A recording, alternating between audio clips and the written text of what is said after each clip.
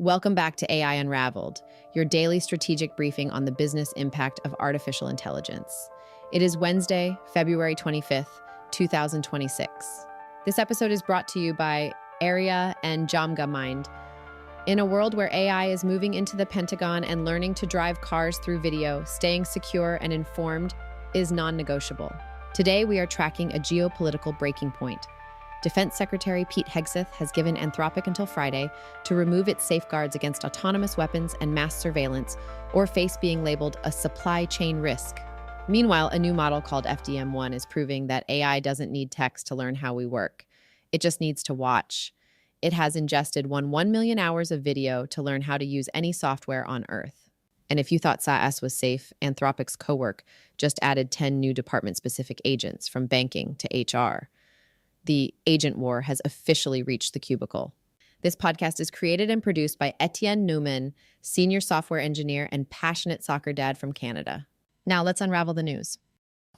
Before we dive into today's deep dive, a quick note for the brands listening. If you are trying to reach the architects of the AI revolution, not just the tourists, but the technical leaders actually building the stack, we are opening up limited partnership spots for Q1. See how we can simulate your product for the technical buyer at jamgamind.com/partners. Welcome back. It is Wednesday, February 25th, 2026. And I want to start today's deep dive by talking about lines in the sand. Yeah, we talk about those a lot. We do. We spend so much time in this industry and frankly on this show talking about theoretical boundaries. You know, we talk about the alignment problem as this future hurdle that we'll eventually have to jump over. Right, like it's years away. Exactly. Or we talk about government regulation as this slow-moving bureaucratic glacier that might eventually catch up to the come. We talk about these ethical red lines that companies promise us they will absolutely never cross. But looking at the stack of documents on the desk today, it feels like we just watched the tide come in and wash all of those lines away in a single morning. it really does. It feels like a very specific era of AI ended this week. Yeah. Because for the last 3, maybe 4 years, the narrative has been almost entirely defined by corporate competition. Google versus OpenAI. All right, Meta versus the open source community. It was a commercial race. But looking at the rundown for today, the actual geometry of the conflict has completely changed. It's no longer just company versus company. No, not at all. It is the Pentagon versus the labs. Yeah. And simultaneously, it's the labs versus the fundamental structure of the economy itself. We're calling it the clash of powers. And look, that isn't hyperbole. We have a lot to get through for you today. We have a literal ultimatum delivered by the Defense Department to a major AI CEO. A threat involving seizing intellectual property. Yeah. We have a massive policy pivot from the company that was supposed to be the responsible adult in the room. We have a completely new model FDM-1 that learns by watching video instead of reading text. Which is a technical leap that I honestly don't think people have fully processed yet. I totally agree. And then we have this cold bucket of water at the end, the economic reality check of 2025. Which heavily suggests we might be buying all these GPUs for the wrong reasons. So the mission today is to connect these dots for you. We need to unravel whether the responsible era of AI development is officially over. And more importantly, we need to figure out what happens when AI agents stop just chatting with us and start acting with what the industry is now calling sovereignty. Sovereignty. That is a heavy, heavy word to apply to a software program. It is. But let's start with the heaviest story we have today, the Pentagon ultimatum. This is the story of the week. Honestly, it might be the story of the year. So let's unpack the timeline here. We are looking at a direct confrontation between Defense Secretary Pete Hegseth and Anthropic CEO Dario Amodei. And we should clarify, this isn't your standard government contracting dispute. Right. They aren't haggling over the price of cloud compute here. Reports are confirming that on Friday, Hegseth delivered a hard deadline, an actual ultimatum regarding Anthropic's contract. We're talking about a $200 million deal on paper. But the implications are existential. Completely existential. Because the money is irrelevant. Anthropic has billions in the bank. They do not need that $200 million to keep the lights on in San Francisco. So what is this really about? It's about power. It's about precedent. The ultimatum was brutal in its simplicity. Hegseth essentially told Amodei to remove the military safeguards from Claude. Specifically the refusal mechanisms. Yes. The guardrails regarding autonomous targeting and surveillance. He said remove them or face the consequences. And the consequences aren't just, we won't buy your software anymore. Oh, no. The threat matrix they laid out is three-tiered. First, immediate contract termination. Which is standard. Right. Second, government blacklisting. That would prevent Anthropic from bidding on any future federal work across the board. Wow. But the third one is the nuclear option. Hegseth explicitly threatened forced compliance via the Defense Production Act. The Defense Production Act, the DPA, that's a Truman-era law, isn't it? It is. That was designed for steel mills and tank factories during the Korean War. Exactly. And that is exactly why this move is so significant. The DPA allows the president to force private companies to prioritize government orders, and in extreme cases, to allocate materials and services as the government deems absolutely necessary for national defense. Usually we see this used to say, stop making Ford F-150s and start making ventilators, like we saw during COVID. Right, it's an industrial lever. But here, they are threatening to use it to force a modification of software weights. They're treating a large language model not as a commercial SaaS product, but as a strategic munition, like enriched uranium. That's the perfect analogy. And they're specifically threatening to label Anthropic a supply chain risk. I've seen that label used before in policy briefings, but usually it's slapped on foreign adversaries. Huawei. Right, Huawei, or Kaspersky. Calling a San Francisco tech darling, a company founded by safety researchers, a supply chain risk seems incredibly aggressive. It is unprecedented. It frames Anthropic's ethical guardrails as a national security vulnerability. The Pentagon is basically arguing that by refusing to deploy these capabilities, Anthropic is actively weakening the United States military posture relative to China. So the safety feature is actually a risk feature in the eyes of the DoD. Precisely. Let's break down the actual red lines here. What exactly is Dario Amodei refusing to do? Because Anthropic works with the military already. They aren't pacifists. No, they aren't pacifists. They have been working with the DoD on logistics, intelligence analysis, code breaking, that sort of thing. Sure. But Amodei has held two very specific red lines since the company was founded. Number one, Claude cannot be used to power autonomous weapons without a human in the loop. Meaning the AI can identify a target. But a human being must physically press the button to fire. Okay. And the second red line? No bulk surveillance of American citizens. Amodei is basically saying we will not build the machine that decides who to kill on its own, and we will not build the panopticon. And the Pentagon is looking at those lines and saying, we don't care about your philosophy because we are in a global arms race. That is their exact view. Yeah. The Pentagon's stance is we are paying for the smartest intelligence on the planet. We cannot have that intelligence tell a four-star general, I'm sorry, I can't do that, Dave, in the middle of a kinetic conflict. But here's the twist, and this is where the leverage game gets really fascinating. You might look at this and think, the Pentagon holds all the cards. They have the guns, they have the laws, they have the budget. But they don't have the tech. Not natively. Right. Anthropic is currently the only frontier AI lab with full classified DoD access. This is the crucial bottleneck. Eventually, sure, everyone will be in there. But right now, today, inside the SCIFs, inside the air-gapped classified networks, it is only Anthropic. So the Pentagon has no immediate backup that is cleared and integrated for that level of classified data. None. It's a classic game of chicken. The Pentagon is screaming at them, threatening to effectively nationalize the technology, but technically, operationally, they are utterly dependent on Anthropic to keep the intelligence analysis wings running today. But that vacuum won't last forever. I'm seeing reports in the rundown about competitors circling this contract like sharks. Oh, absolutely. If Anthropic walks or if they get pushed out, who steps in? xAI is the most immediate contender. Elon Musk's outfit. Yes. Their model, Grok, has already landed a preliminary deal after agreeing to a standard of, quote, all lawful purposes. All lawful purposes. That is a very, very different standard than constitutional AI. It is night and day. All lawful purposes basically means if the Pentagon lawyers say it is legally permissible to launch a drone swarm, Grok will write the code to launch the drone swarm. It outsources the morality to the state. Exactly. The model has no internal ethics beyond the legal code. And we're also seeing reports today that OpenAI and Google are being aggressively fast-tracked for classified access. The Pentagon is furiously trying to build redundancy so they can tell Amodei to take a hike. Let's play this out for a second. If the Pentagon uses the Defense Production Act, or even just the threat of it, to strip away these safety rails, what precedent does that actually set? We are not in a declared war with a peer adversary right now. That is the part that should terrify everyone. We are seeing a wartime legal framework being applied during peacetime to completely override corporate ethics. Right. If they can do this to Anthropic over autonomous weapons today, what stops them from doing it to a biotechnology AI company tomorrow regarding pathogen research? Or a financial AI regarding market manipulation for state goals. Exactly.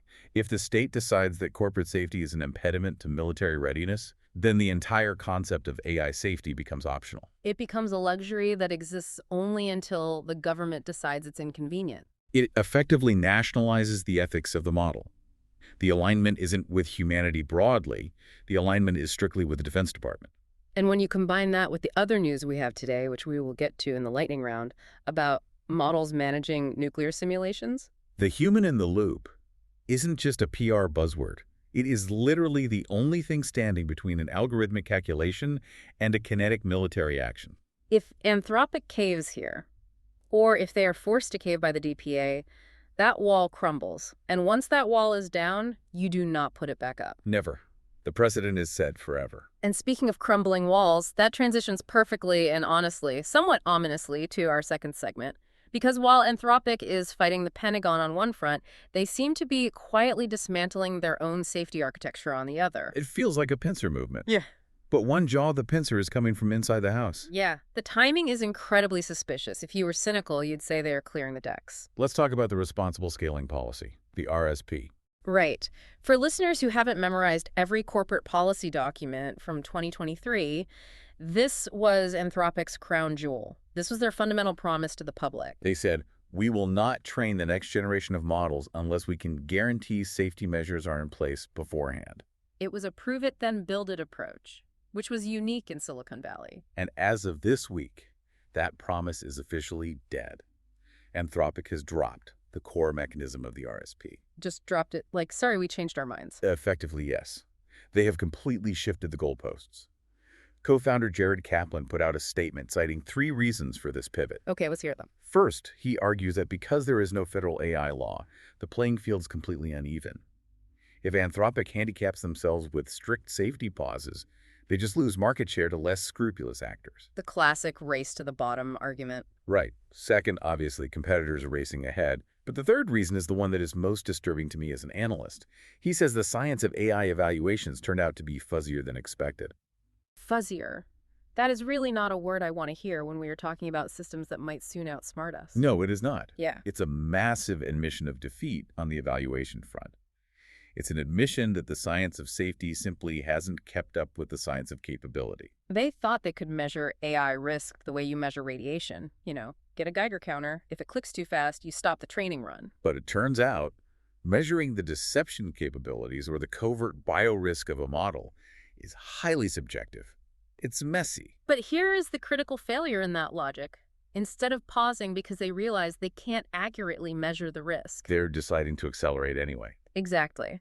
There was a quote from a policy official at METR, that's the Model Evaluation Organization, that I thought just nailed this dynamic. They called it the frog boiling effect. That is the absolute key takeaway for you listening. We have this Hollywood idea of AI danger, where the robot eyes turn red and it instantly launches the missiles. Terminator style. Right. But that is not how this happens in reality. The danger is that the risks increase incrementally. You drop one safety check because it's too fuzzy. You speed up a training run because of market competition. You allow military use because of national security pressure. The water gets hotter and hotter. But there is never a single alarm moment where you realize you've lost control. You just wake up one day and the water's boiling. And while the water is boiling, Anthropic is also out there buying a bigger stove. We really need to talk about Vercept. Yes. Anthropic just acquired this Seattle startup, and looking at the details, this isn't just an acqui-hire where they want to grab a few smart engineers. This is entirely about the product. What exactly is Vercept? Vercept is essentially the missing link between thinking and doing. Their flagship product is called Vi. It's a technology that allows users to command machines using natural language alone. But not in the way ChatGPT writes a Python script for you. No. We are talking about deep system-level computer control. So telling the AI, go into my secure file system, find the Q3 spreadsheet, email it to Bob in accounting, and then update the cloud server. Exactly. And doing it reliably, autonomously, across different applications that were never designed to talk to each other. Anthropic explicitly stated in the press release that Vercept's tech maps to their hardest problems. That signals a massive move toward autonomous agents. They aren't just building a chatbot anymore. They're building a system that can operate a computer exactly like a human does. I see where you're going with this. You're connecting the Vercept acquisition to the Pentagon pressure and the dropping of the RSP. You have to connect them. Look at the board. You have a company shedding its ethical weight, dropping its RSP so it can run faster. And simultaneously, it is acquiring the deep technology required to give the AI digital hands. Hands to control systems directly. It is a very, very aggressive pivot from safety first to capability first. It really feels like the responsible era was a luxury of the bull market of 2024 and 2025. Now that we're in 2026, with the Pentagon breathing down their necks and the economy tightening up, the gloves are just off. The gloves are off, and the AI's hands are on the keyboard. You know, that idea of hands on the keyboard or agents running loose in the server is genuinely terrifying if you're a CIO or a chief security officer right now. We just discussed the Pentagon demanding fewer safeguards. We discussed Anthropic acquiring tech for direct autonomous computer control. It creates a completely new threat landscape for every enterprise. We used to worry about shadow OT, an employee downloading Dropbox without asking IT. Right. This is shadow AI. As these agents dig deeper into our military systems, into our corporate HR departments, shadow AI isn't just about someone pasting sensitive code into a public chatbot anymore. It is evolving into active agent risk. It's not just about leaking data. It's about actions. Exactly. Actions taken by AI that you might not even know about until the corporate funds are moved or the critical file is deleted. That is a nightmare scenario. Action without authorization. A rogue agent executing a complex workflow across 5 different apps that you never approved. This is exactly why you need AIRIA. AIRIA provides the control plane to orchestrate all of these agents with a unified security layer. Because the reality is you can't just block AI in your enterprise anymore. You have to manage it. You need governance. AIRIA gives you visibility and governance over what these agents are actually doing inside your network at any given moment. If we are moving to an agentic world, and clearly, based on the Vercept news, we absolutely are, you need an agentic security layer. Absolutely. Visibility is the very first step to safety. You have to know who or what is driving the car. Speaking of driving, let's talk about the modern workplace. Because if you work in a corporate job, your day-to-day life is about to get very weird. Anthropic also released a major update to their Cowork platform this week. And if you are Salesforce or Microsoft, you should be sweating profusely right now. This is the update that moves Cowork from a neat pilot program to full-scale production. Anthropic just released pre-built agents for 10 specific corporate departments. We're talking HR, engineering, banking, equity research, wealth management. These aren't just generic assistants that summarize text. They are specialized, functional, digital workers. It's the sheer scale of the integration that really caught my eye here. They aren't just sitting in an isolated chat window. Anthropic announced deep connectors for Gmail, DocuSign, FactSet, Harvey, Slack. But the demo was the thing that really shook the software market this week. The Excel to PowerPoint workflow. Yes. They showed a research preview of Claude literally hopping between applications. This is a huge, huge deal for the future of work. In the demo, Claude takes a raw data set in Excel. It's messy, unstructured numbers. Right? It crunches the numbers. It identifies the business trends entirely on its own. Then it switches over to PowerPoint. And it doesn't just suggest a few bullet points for slides. No, it builds the entire deck. It populates the charts based on the Excel data it just analyzed. It writes the speaker notes. It formats the headers to match corporate branding. It did the work of a junior analyst in about 12 seconds. I mean, look, on a personal level, I absolutely hate building slide decks. So sign me up today. But let's look at this at the industry level. If I am a legacy software company, if I am Salesforce, isn't this terrifying? It is an existential threat. We are witnessing the very beginning of the wrapper threat. Break that down for us. What exactly is the wrapper economy? Think about it from first principles. Why do you pay for a massive SaaS platform like Salesforce? You pay for the interface. You pay for the specific workflow, the buttons you click to manage your customers, the visual dashboards. The user experience. Right. But if Claude can access the Salesforce database directly through an API or a secure connector, And Claude does all the clicking and the updating and the data entry based on your natural language. Then the human user doesn't ever need to see the Salesforce interface anymore. The interface becomes completely invisible. That is wild. The entire knowledge economy begins to look like one big Claude wrapper. You just talk to Claude. Claude talks to Salesforce. Claude talks to DocuSign. Claude talks to your bank. You, the human employee, never actually leave the chat window. So all the value accrues to the AI model, not the underlying software company. Exactly. The specialized software just becomes a dumb database operating in the background. This is the commoditization of the GUI, the graphical user interface. That's exactly what it is. Yeah. If Cowork keeps shipping these updates at this rapid pace, bolting on a new sector every few weeks, the SaaS mode that protects these massive multi-billion-dollar software companies just evaporates overnight. Why do I need to learn the complex, clunky interface of an enterprise HR platform if I can just tell my agent, onboard the new hire, and it handles all 50 steps automatically? You don't.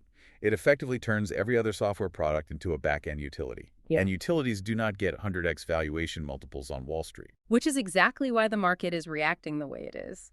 It's not just a cool productivity hack. It is a hostile takeover of the user interface. But wait, it gets even wilder. Oh, right. Because while Claude is learning to use software by hooking into APIs, by asking the software nicely, essentially there is a completely new player that dropped today that doesn't need APIs at all. It doesn't even need to read the underlying code. It just watches. This is, in my opinion, the most scientifically significant story of the entire week. We have to talk about standard intelligence and FDM-1. FDM-1. This is the new computer action model. Right. And the numbers attached to this thing are staggering. They trained this model on 11 million hours of screen footage. That is 550,000 times larger than the largest open data set previously available in the world. They basically recorded the entire visual history of how human beings use computers. But we need to explain why this architectural shift matters so much. Right. Up until now, large language models like GPT-4 or Claude, they've learned primarily from text. They read the internet. They learned how to code by reading billions of lines of text on GitHub. They are essentially incredibly advanced text predictors. But FDM-1 is fundamentally different. It is a computer action model. It learns by watching video, and learning from video is infinitely harder than learning from text. Why is that exactly for listeners who aren't machine learning engineers? Because text is discrete. A word is a word. It's clean, structured data. Video is incredibly noisy. It's just millions of shifting pixels. It changes constantly based on resolution, screen size, whatever. So how does it actually learn what's happening? FDM-1 uses something called inverse dynamics. It looks at a single frame of a video. Let's say a mouse cursor is resting on the left side of the screen, then it looks at the very next frame. Now the cursor is on the right side, and a new window has opened. Okay. The model has to figure out what specific action did the human take to cause that visual change. So it's reverse engineering cause and effect just from looking at pixels. It's guessing the actual keystrokes and mouse clicks. Yes. And because it has seen 11 million hours of this reverse engineering, it has developed a profound world model of how computers actually work. It has a context window that can process 2 straight hours of continuous screen activity. That is 50 times the visual context window of any current model on the market. But the demos they released, the demos show exactly why this changes the entire game. I saw the car driving demo. That was unbelievable. And honestly, it was a little uncanny. It's the perfect example of the capability leap. They took FDM-1 and they showed it under an hour of training data on how to drive a car. Just watching video of driving from a standard dashboard camera. Less than an hour of video. Less than an hour. Then they hooked the model up to a real physical car. And it drove. It drove using just the arrow keys on a keyboard and live visual data feeds from the car's cameras. But it wasn't just blindly following a white lane marker like older self-driving tech. It was actively navigating. It learned the physics of driving, the complex rules of the road, purely by watching humans do it. It didn't read a DMV manual. It didn't get programmed with strict if red light, then stop logic loops. It just imitated the visual state of driving. I noticed in the video demo, when it came to a complex intersection, it actually hesitated. It crept forward a little bit, looked at the cross traffic, and then proceeded. It looked remarkably human. It didn't look like a robotic if-then loop at all. That is the raw power of large-scale imitation learning. And they also showed it doing complex 3D modeling in Blender. Which If you have ever tried to use Blender, you know is an absolute nightmare of hidden buttons and obscure keyboard shortcuts. It's impossible for a beginner. But FDM-1 just watched professional designers use Blender and immediately learned how to build functional 3D gears. This completely removes the bottleneck of needing an API integration. Right. If you have some archaic legacy piece of software from 1995 running your factory that has absolutely no API, FDM-1 can still use it because it can physically see the screen. If a human can do it on a monitor, this model can learn to do it, period. This feels like the ultimate bridge between the digital world and the physical world. There was a great line in the research report. It said, language models learn to write from the internet's text. FDM-1 is learning to work from the internet's video. That is the quote of the year. And it dramatically raises the ceiling on what AI can impact. We used to worry about AI writing fake news articles. Now we have an AI that can look at a screen, literally any screen, and operate the complex machinery behind it. Whether that machinery is a corporate spreadsheet, a military drone controller, or the interface of a nuclear power plant. If it has a screen, FDM-1 can learn to drive it. It's overwhelming, honestly. 11 million hours of video. New fundamental architectures dropping every day. The sheer volume of research right now is crushing. It's like I need a second brain just to keep up with the morning headlines. It is a total fire hose. If you're a business leader, you cannot possibly read every 60-page paper on FDM-1 or track the daily minutia of the Pentagon's procurement requirements. You have a real job to do. Which is exactly why we use DjamgaMind. Seriously, I cannot live without it at this point. DjamgaMind is the ultimate solution for the too much info era we are living in. They take all these massive updates, the niche newsletters, the dense research papers, the boring policy documents, and they use their own specialized AI to synthesize them into crisp, 60-second audio briefs. It is exactly like having a dedicated, genius-level analyst whispering the most critical points into your ear while you're commuting to work. It helps you keep your edge without the burnout. You get the pure signal and none of the noise. So if you want to stay sane, check out DjamgaMind. Highly recommend it.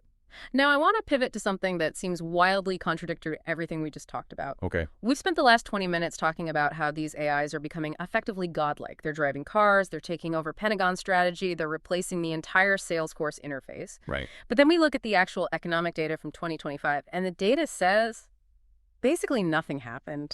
Yes. The economic cold shower. This is the great paradox of 2026. Let's look at the actual numbers here. Goldman Sachs chief economist Jan Hatzius came out yesterday and stated that AI investment contributed, quote, basically zero to U.S. GDP growth in 2025. Zero.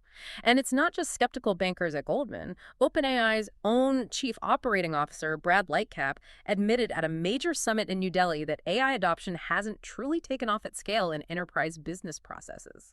So how is that possible? We are seeing reports from LinkedIn about massive, unprecedented demand for AI skills. Every resume has prompt engineering on it. Right. We see KPMG reporting that the average company in the tech, media, and telecom sector is investing $156 million each into AI initiatives. How do you spend $156 million and get literally zero macroeconomic impact? It immediately reminds me of the Solow computer paradox from the 1980s. The famous Robert Solow quote. Yes. He famously said, "You can see the computer age everywhere, but in the productivity statistics." It took massive society-wide investment in desktop computers throughout the 70s and 80s, but we didn't actually see the corresponding productivity boom until the late 90s. So you're saying we are just in the investment trench right now? Exactly. We are in the bottom of the J curve. Companies are panic buying GPUs. They're hiring thousands of prompt engineers, but they aren't changing their actual fundamental workflows yet. They're using $1 trillion intelligence to summarize emails or draft a polite memo. Right.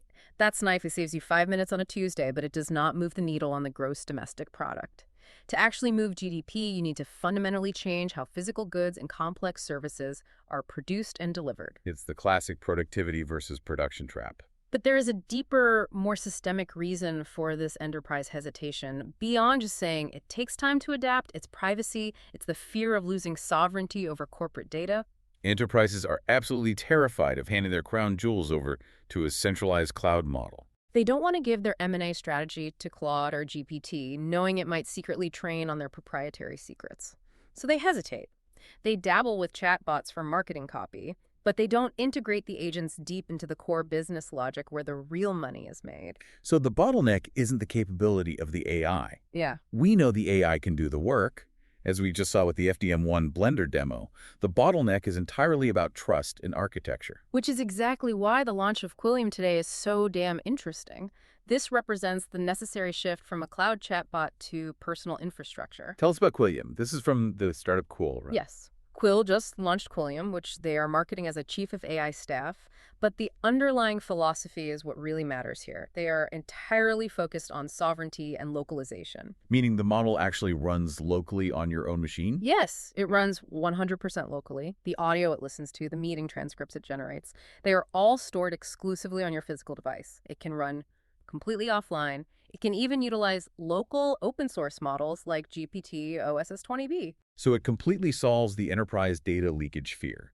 If I am a Fortune 500 CEO discussing a hostile takeover, I can use this agent because I know the data literally never leaves the silicon on my laptop. Completely. And functionally, it's designed to be deeply utilitarian, not just conversational. It doesn't just give you a bulleted summary of a Zoom meeting. It takes the context, extracts the action items, and turns them into actual assigned tickets in your Jira or Notion workspace. It does the work. It drafts the rejection email to a vendor or the investment memo for a partner before you even ask it to.